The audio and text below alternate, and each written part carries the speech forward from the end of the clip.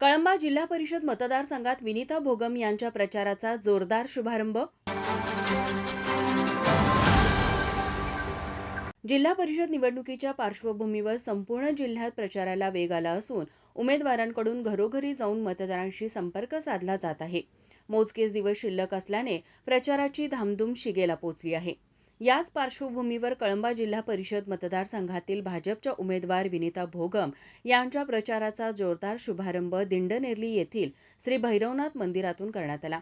श्री भैरवनाथ देवाचे दर्शन घेऊन पदयात्रेला सुरुवात करण्यात आली.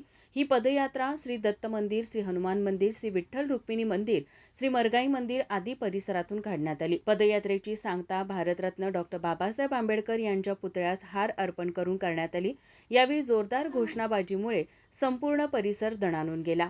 पदयात्रेदरम्यान पृथ्वीराज एकले, प्रताप पाटील कावणेकर, माजी लोकनियुक्त सरपंच सागर भोगम आदी मान्यवरांनी आपली मनोगते व्यक्त केली. कळंबा जिल्हा परिषद मतदारसंघात शासनाच्या विविध योजना प्रभावीपणे लोकांपर्यंत पोहोचविणार तसेच भारतीय जनता पार्टीने दाखवलेल्या विश्वासास पात्र ठरत विकासाची गंगा अधिक वेगाने पुढे नेण्याची ग्वाही यावेळी भाजपच्या उमेदवार विनिता भोगम यांनी नागरिकांना दिली. या पदयात्रेला सरपंच महादेव पाटील, शाहू चव्हाण, दऱ्याचे वडगाव, जिल्हा परिषदेच्या माजी सदस्या संध्याराणी बेडगे, माजी पंचायत समिती सदस्य रमेश चौगले, वैभव गोंड, तानाजी पाटील, माजी सरपंच विलास बेडगे, दिंडनेरलीचे उपसरपंच दशरथ सरवळे, सरपंच मंगल कांबळे, रामचंद्र भोगम, ग्रामपंचायत सदस्य सुरेश पाटील, रोहित बोटे, भाऊ मेटील, साताप्पा पवार, दीपक मेटील, अमोल पाटील यांच्यासह दिंडनेरली पंचक्रोशीतील आजी माजी सरपंच, ग्रामपंचायत सदस्य, विविध संस्थांचे पदाधिकारी, युवक, महिला भाजप कार्यकर्ते तसेच ग्रामस्थ व महिला मोठ्या संख्येने उपस्थित होत्या.